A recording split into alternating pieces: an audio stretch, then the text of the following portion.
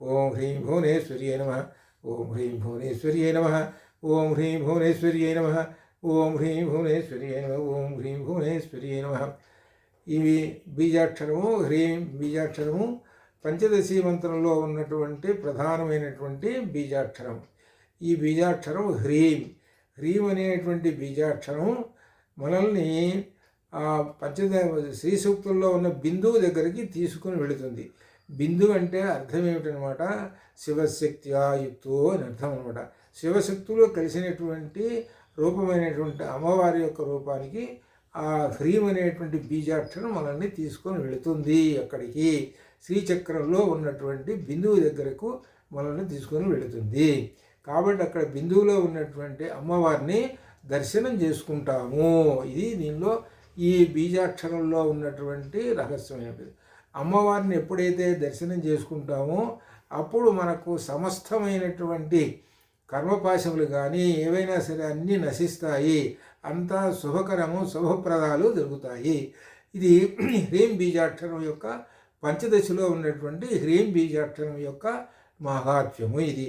ఇలా కొంతమంది ఈ హ్రీం బీజాక్షరాన్ని కూడా ఉపాసించి అమ్మవారి అనుగ్రహాన్ని పొందుతారు. అలానే అన్నిటికన్నా గొప్పదైనటువంటిది బాలామంత్రం ఉన్నది. ఈ బాలామంత్రం అందరూ ఉపాసిస్తారు. ఈ బాలామంత్రంలో సమస్తమైనటువంటి అన్నీ ఉన్నాయి. అనగా మనకు గృహస్థాశ్రమానికి అన్నింటికీ చతుర్విధ ఫల పురుషార్థ సిద్ధ్యర్థం అని చెప్పుకుంటాం అన్నమాట. ఇది ఇందులో సంకల్పంలో ఆ చతుర్విధ ఫల పురుషార్థ సిద్ధంలో 3 ధర్మ అర్థ కామములను తోటి పాటుగా మోక్షం అనేటువంటిది కూడా అమ్మవారు ప్రసాదించేటువంటిది బాలామంత్రం. ఆ బాలామంత్రాన్ని గురువు ద్వారా తీసుకోవాలి. కనుక ఎవరైతే గురువు పట్ల నమ్మకము, విశ్వాసం ఉంటుందో, అనగా నా పట్ల విశ్వాసము, నమ్మకం అనేటువంటిది ఎవరైతే ఉంటుందో, వాళ్ళు ఎవరైతే నన్ను దర్శించి నన్ను తెలుసుకుంటారో, నా శిష్యులైనటువంటి వాళ్ళందరికీ కూడా ఈ బాలామంత్రాన్ని ఇప్పుడు ఉపదేశిస్తున్నాను. ఈ బాలామంత్రంలో ఉన్నటువంటి విశేషం ఏంటంటే సమస్తమైనటువంటి వేదములు, సమస్తమైనటువంటి శాస్త్రాలు, సమస్తమైనటువంటి దేవతలు, సమస్తము ఈ అనేక కోటి బ్రహ్మాండ జనని అన్నారే అన్నీ ఉన్నాయి ఇందులో. అంత గొప్పదైనటువంటి బాలామంత్రం. ఈ బాలామంత్రాన్ని ఆరోహణ, అవరోహణ, ఆరోహణం అంటే పైకి, అవరోహణం అంటే పైనుంచి కిందకి దిగటము అని అర్థం అనమాట. ఆరోహణం అవరోహణ ప్రకారంలో దీని ప్రకారంగా రోజుకి కనీసం 27 సార్లు కానీ చేయొచ్చు. ఖాళీగా ఉన్నప్పుడు ఎప్పుడైనా 108 సార్లు చేయొచ్చు. ఎవరైతే ఈ బాలామంత్రాన్ని ఉపాసన తీసుకొని చేస్తారో వాళ్లకు సమస్తమైనటువంటి అన్ని, ఎటువంటి ప్రమాదాలు ఉండవు, ఎటువంటి వ్యాధులు ఉండవు. కాబట్టి వాళ్ళకి ఆరోగ్యకరంగా జీవిస్తుంటారు.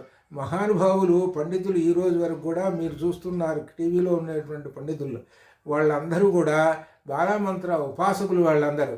అందుకనే వాళ్ళు నిరాఘాటంగా అలా గంగా ప్రవాహంలాగా ఉపన్యాసాలు చెప్పడంలో అంత గొప్పవాళ్ళు అనమాట. అది ఇందులో ఉన్నటువంటి అమ్మవారి యొక్క ఉపాసకులు వాళ్ళందరూ. కాబట్టి అటువంటి వాళ్ళకి ఎటువంటి వ్యాధులు లేకుండా అమ్మవారు ఎల్లప్పుడూ రక్షిస్తూ ఉంటుంటుంది. కాబట్టి మీరందరూ కూడా ఈ బాలామంత్రాన్ని పట్టుకోండి. ఈ బాలామంత్రాన్ని పట్టుకొని ఈ బాలామంత్రాన్ని ఉపాసించుకోండి. ఈ బాలామంత్రాన్ని ఉపాసించుకోవడానికి ఇంకేమైనా సందేహాలు చాలా వస్తాయి. ఆ సందేహాలు ఉన్నటువంటి వాళ్ళు ఫోన్ చేసి అడగండి, వాళ్ళకి ఆ సందేహాలు నివృత్తి చేస్తానన్నమాట. అది ఓం శుభం భవతు. ఇప్పుడు బాలామంత్రంలో ఏం చెప్పాలంటే ఓం ఐం క్లీం సౌః, ఓం ఐం క్లీం సౌః. ఓం అనేటువంటిది ప్రణవం, అనగా బ్రహ్మవాచకం. ఆ బ్రహ్మవాచకం మొట్టమొదటి చెప్పి ఆ తర్వాత ఐం క్లీం సౌః అని చెప్పాలి. ఐం అంటే ఏమిటంటే దీనిలో విశేషమైనటువంటి శ్రీమద్వాగ్భవకోటైక స్వరూప భగవంకజాయై నమః. అది శ్రీమద్వాగ్భవకోటైక స్వరూప భగవంకజాయై నమః. అది తర్వాత క్లీం అనేటువంటి బీజాక్షరానికి కంఠాధక్కటి పర్యంత మధ్య కోటస్వరూపిణ్యై నమః అనేటువంటి కంఠం నుంచి కటి వరకు ఉన్నటువంటి భాగము క్లీం బీజాక్షరంతో ఉంటుంది. అలానే ఇక 3వ బీజాక్షరం సౌః అనేటువంటి బీజాక్షరము కటి దగ్గర నుంచి పాదముల వరకు ఉంటుంది. సౌః. ఇది ఈ 3 బీజాక్షరాలను ఏమన్నారనంటే, మొదటి బీజాక్షరం ఐం అనేటువంటి బీజాక్షరాన్ని మహాసరస్వతి అన్నారు. రెండో బీజాక్షరం అయినటువంటి కంఠం నుంచి కటిదాకా ఉన్నటువంటి బీజాక్షరాన్ని క్లీం అన్నారు. తర్వాత ఉన్నటువంటి కటి దగ్గర నుంచి పాదముల వరకు ఉన్నటువంటి బీజాక్షరాన్ని సౌహు అన్నారు. కాబట్టి ఈ 3 ఒక్కసారి పలికితే అమ్మవారి యొక్క రూపాన్ని పూర్తిగా మనం పలికిన వాళ్ళము అవుతాము. అది అనమాట. ఐం ఓం ఐం క్లీం సౌహు. పైనుంచి కిందకి దిగాం. కిందకి దిగిన తర్వాత మళ్ళీ అవరోహణ, కింద నుంచి పైకి ఎక్కాలి. అనగా పాదముల దగ్గర నుంచి అమ్మవారికి శిరస్సు దాకా వెళ్ళాలి. అంటే ఆ బీజాక్షరాలని కింద నుంచి పైకి రావాలి. అంటే సౌహు క్లీం ఐం. అది ఓ ఐం క్లీం సౌహు, సౌహు క్లీం ఐం. ఓం ఐం క్లీం సౌహు, సౌహు క్లీం ఐం. ఓం ఐం క్లీం సౌహు, సౌహు క్లీం ఐం. ఓం ఐం క్లీం సౌహు, సౌహు క్లీం ఐం. ఓం ఐం క్లీం సౌహు, సౌహు క్లీం ఐం. ఓం ఐం క్లీం సౌహు, సౌహు క్లీం ఐం. ఓం ఐం క్లీం సౌహు, సౌహు క్లీం ఐం. ఓం ఐం క్లీం సౌహు, సౌహు క్లీం ఐం. ఓం ఐం క్లీం సౌహు, సౌహు క్లీం ఐం. ఈ 3 బీజాక్షరాలలో లలితానామములు 999 నామాలు ఉన్నాయి. 999 నామాలు ఉన్నాయి. అంటే ఈ 3 బీజాక్షరాలలో నిక్షిప్తమై ఉన్నాయి. అనగా ఈ 3 బీజాక్షరాలను అనగా బాలామంత్రాన్ని ఉపాసిస్తున్నటువంటి వాళ్ళు ఒక్కసారి ఓం ఐం క్లీం సౌహు అన్నారంటే 999 నామములు జపించిన వాళ్ళు అవుతారు. మిగిలిన ఒక్క నామం ఎవరంటే అమ్మవారు. ఆ అమ్మవారు ఎవరన్నా శ్రీ లలితా పరమేశ్వరి అని అర్థం అనమాట. శ్రీ లలితా పరమేశ్వరి అన్న శ్రీ మహాలక్ష్మి అన్న ఒకటే అని అనమాట. కాబట్టి శ్రీచక్రంలో ఉన్నటువంటి శ్రీం అనేటువంటి ఆ బీజాక్షరానికి శ్రీ మహాలక్ష్మి లేక శ్రీ లలితా పరమేశ్వరి అనేటువంటి అర్థాలు. కాబట్టి ఈ బాలామంత్రాన్ని ఎవరైతే జపిస్తూ ఉంటుంటారో వాళ్ళందరికీ కూడా అమ్మవారు ఎల్లప్పుడూ కాపాడుతూ ఉంటుంటుంది అనమాట. అంత గొప్ప మంత్రం అనమాట ఈ బాలామంత్రం. అందుకని ఈ బాలామంత్రాన్ని ఉపాసించేటువంటి వాళ్ళు నియమ నిబద్ధలతో ఉండాలి. అంటే ఆషామాషి అనేటువంటిది పెట్టుకోకూడదు. అట్లా ఇవి ఈ మంత్రాన్ని ఉపాసించేటువంటి వాళ్ళు ఏం చేయాలంటే గురువుని అడిగి ఇంకేమైనా నియమాలు ఉన్నాయి వాటికి, ఆ నియమాలని పాటించుకుంటూ చేయాలి. ఈ నియమాలు ఏంటంటే మనకు చేతనైనటువంటివే, అసాధ్యమైనటువంటి ఏమీ లేవు. ఇవన్నీ నియమాలు ఏమి లేవు, అంత కఠినమైనటువంటి నియమాలు ఏమీ లేవు. కాబట్టి ఆ బాలామంత్రాన్ని ఉపాసించినటువంటి వాళ్ళు చేయాలి. ఈ బాలామంత్రం ఎవరికైతే వాళ్ళు అనుష్ఠానం చేస్తుంటారో వాళ్ళు ముఖ్యంగా ఈ దసరాలో కానీ శుక్రవారాలు కానీ లేకపోతే అసలు పూర్తిగా ప్రతిరోజు చేయాలి. కాబట్టి ఎప్పుడైనా ప్రతిరోజులు చేయడానికి అవకాశం కుదరకపోతే ఆ రోజులు ఖాళీగా ఉన్నప్పుడు ఇంకో రోజు చేసేటప్పుడు ఇంకొద్ది ఎక్కువ చేస్తే సరిపోతుంది. అట్లా అనమాట. అట్లా ఈ విధంగా ఒక లెక్క పెట్టుకొని మీరు 11, 27, 108 ఇట్లా దీని ప్రకారంగా చేయాలి అనమాట.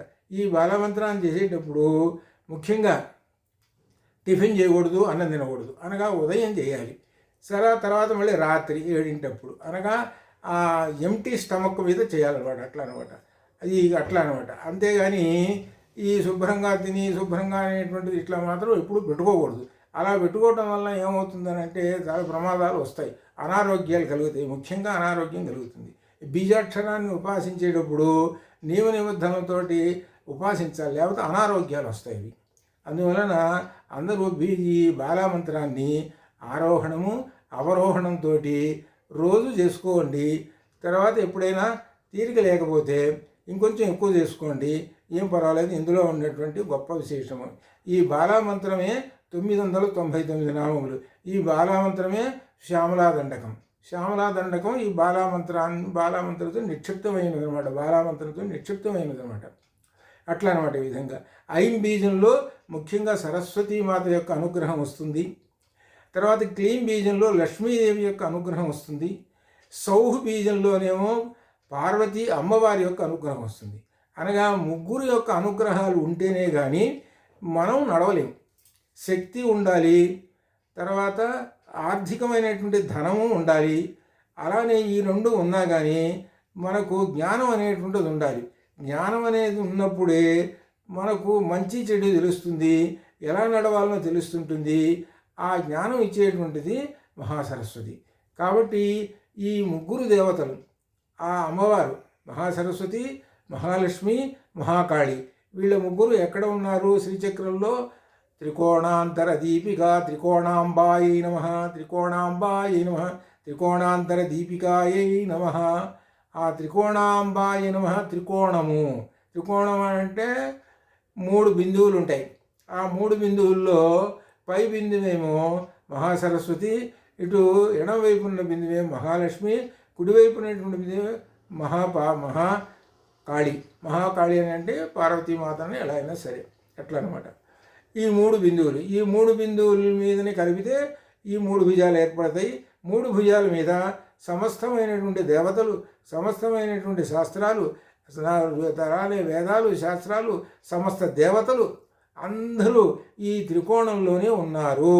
ఈ త్రికోణం లోపల నుంచి చూస్తూ ఉంటుంటే త్రికోణాంతర దీపిక అని వస్తుంది. ఆ త్రికోణం లోపల ఒక దీపం వెలుగుతూ ఉంటుంటుంది. వెలుగు, ఆ వెలుగే ఎవరన్నమాట? శ్రీ లలితా పరమేశ్వరి అని అర్థం. ఆ లలితా పరమేశ్వరి నుంచి వీళ్ళ ముగ్గురు ఎవరు? శ్రీ మహాసరస్వతి, శ్రీ మహాలక్ష్మి, శ్రీ మహాకాళి ఉద్భవించారు. వీళ్ళు ఉద్భవించి మన యొక్క శరీరంలో ఉండి మనల్ని నడుపుతూ ఉంటుంటారు. కాబట్టి ఇవి తెలుసుకొని కనుక నడుస్తూ ఉంటుంటే అమ్మవారి యొక్క అనుగ్రహం ఉంటుంది. కనుక ఇది అన్నిటికన్నా చాలా గొప్పదైనటువంటి మహామంత్రం. కాబట్టి ఈ మంత్రాన్ని జపించుకోండి. జపించుకుంటే మీకే ఒక 15 రోజుల తర్వాత ఒక మార్పు అనేటువంటిది మీకు కనబడుతుంటుంది, ఒక శుభం అనేటువంటిది కనబడుతుంటుంది. చాలా గొప్పదైనటువంటి విశేషమైనటువంటిది ఈ బాలామంత్రం. ఓం ఐం క్లీం సౌః సౌః క్లీం ఐం. ఇది ఈ బాలామంత్రాన్ని విస్తరిస్తే, విపులం చేస్తే, ఆ పెద్దది కనుక చేస్తే దాన్నే పంచదశీ మంత్రం అంటారు. అది అనమాట పంచదశీ మంత్రం. ఆ పంచదశీ మంత్రంలోనే చివరి బీజాక్షరం హ్రీం బీజాక్షరము. ఆ హ్రీం బీజాక్షరమే అమ్మవారి దగ్గర మనల్ని తీసుకుపోతుంది. అది పంచదశీ మంత్రం. పంచదశీ మంత్రాన్ని ఎవరైతే ఉపాసన చేస్తారో ఎంత ఫలితం అయితే వస్తుందో బాలామంత్రాన్ని కూడా ఉపాసిస్తే అంతే ఫలితం వస్తుంది. కాబట్టి ఈ బాలామంత్రాన్ని ఉపాసించండి. మీకు అందరికీ శుభకరము, శుభప్రదమైనటువంటివి జరుగుతాయి. అందులో మంచి చెడు అనేటువంటిది బాగా తెలుస్తుంది. మీ అందరికీ కూడా శుభమైనటువంటి ఆలోచనలు కలుగుతాయి, శుభ సంకల్పాలు కలుగుతాయి. అంత గొప్పదైనటువంటి విశేషము ఈ బాలామంత్రం. ఓం ఐం క్లీం సౌః సౌః క్లీం ఐం. అట్లా అనమాట. ఈ మూడు బీజాక్షరాలు అనమాట ఇట్లా. కాబట్టి ఈ 3 బీజాక్షరాలని మీరు రోజుకు 5 సార్లు కనుక 5 నిమిషాలు, 5 నిమిషాలు అంటే సుమారు ఒక 27 సార్లు అవుతుందన్నమాట. అలాగనే చేశారంటే లలిత అంతా చదివిన వాళ్ళు అవుతారు. ఇంకా అంతేకాకుండా సౌందర్యలహరి అంతా చదివిన వాళ్ళే అవుతారు. అంత గొప్పది, అంత విశేషం అనమాట. అనగా ఏంటంటే 3 బీజాక్షరాల్లో లలితా పరమేశ్వరి యొక్క నామముల యొక్క విశేషము, సౌందర్యలహరి యొక్క విశేషము అన్నీ నిక్షిప్తమై ఉంటాయి.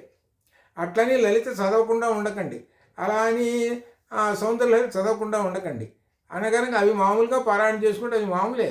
అయితే ఏంటి, ఇన్ని నిక్షిప్తమై ఉన్నాయి అనేటువంటిది చెప్పాను. కాబట్టి మీరు చదువుతుంటుంటే ఆ లలిత యొక్క భాష్యం చదువుతున్నా, సౌందర్యలహరి భాష్యం చదువుతున్నా కానీ ఇప్పుడు ఈ బాలామంత్రం యొక్క బీజాక్షరముల యొక్క స్వరూపాలు దానిలో కనపడతాయి. ఇది తెలుసుకోవాల్సింది. ఈ 3 బీజాక్షరాల యొక్క స్వరూపము సౌందర్యలహరిలో కనబడుతుంటుంది. అలానే లలిత మంత్రాల్లో కూడా, లలితా సహస్రనామాల్లో కూడా ఈ 3 బీజాక్షరాల యొక్క విశేషం కనపడుతుంటుంది. ఆ మహాకవిలో అయినటువంటి వ్యాస మహర్షి మనకు అందించినటువంటిది ఇదనమాట. కాబట్టి అందరూ బాలామంత్రాలు ఉపాసించండి. ఈ సందర్భంలో మంగళం మనకు డల్లాస్ నుంచి మాధవి పాడినటువంటి ఈ పాటను మీకు అందరికీ అమ్మవారికి సమర్పిద్దాం. ఈ నారాయణ తీర్థుల వారి యొక్క ఈ ఈ ప్రసంగం అన్నమాట. ఈ పాట చాలా గొప్పదైన చక్కగా ఈ అమ్మాయి పాడింది. కాబట్టి మీరందరూ ఈ పాటను కూడా, ఇది మంగళం పాట, ఇది వినండి. నేను చెబుతున్న ఎంతో విశేషమైనటువంటిది అనమాట. అది ఓం శుభం భయాతు. నమో నారాయణాయ. ఓం నమో నారాయణాయ. నమో నారాయణాయ. ఓం నమో నారాయణాయ. ఓం నమో నారాయణాయ. ఓం నమో నారాయణాయ. ఓం నమో నారాయణాయ. ఓం నమో నారాయణాయ. ఓం నారాయణాయ. ఓం నమో నారాయణాయ. ఓం నమో నారాయణాయ. ఓం నమో నారాయణాయ. నమో నారాయణాయ. ఓం నమో నారాయణాయ. నమో నారాయణాయ. నమో నారాయణాయ. వాసుదేవాయ ధీమహి తన్నో విష్ణు ప్రచోదయాత్. నమో నారాయణాయ విద్మహే వాసుదేవాయ ధీమహి.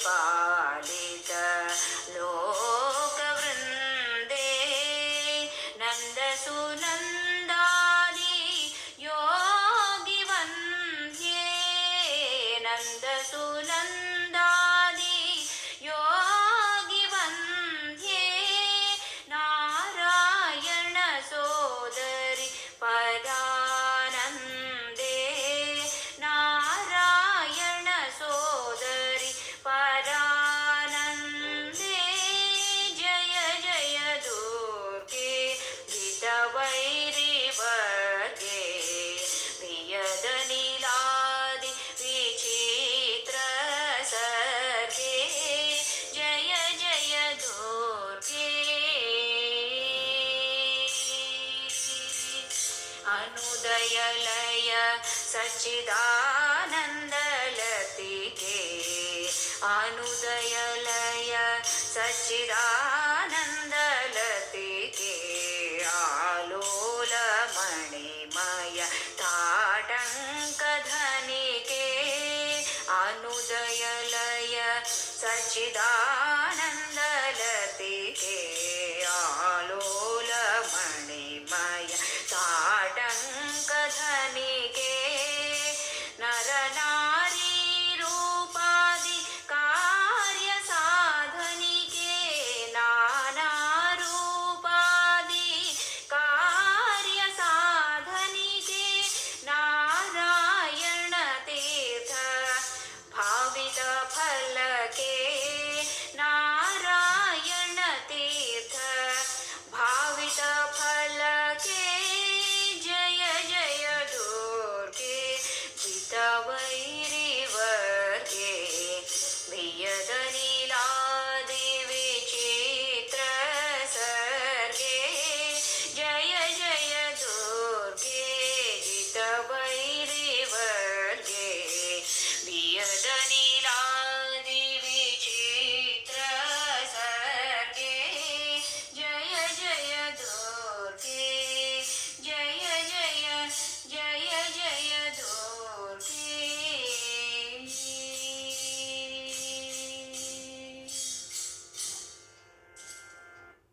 ఓం భద్రం కన్నేభిः శృణుయామ దేవాः భద్రం పశ్యేమాక్షభిర్యేత్రాः స్థిరైరంగైः సుష్ఠువాంసస్తనూభిः యసేమ దేవహితం యదాయుः స్వస్తి న ఇంద్రో వృద్ధశ్రవాः స్వస్తి న పూషో విశ్వే వేదాः స్వస్తి నస్తాక్షో అరిష్టనేమిः స్వస్తి న బృహస్పతిర్దధాతు ఓం పూర్ణమదః పూర్ణమిదం పూర్ణాత్ పూర్ణముదచ్యతే పూర్ణస్య పూర్ణమాదాయ పూర్ణమేవావశిష్యతే అసతో మా సద్గమయ తమసో మా జ్యోతిర్గమయ మృత్యోర్మామృతంగమయ ఓం శాంతి శాంతి శాంతి శుభం భూయాత్ సమస్త సన్మంగళాని భవంతు.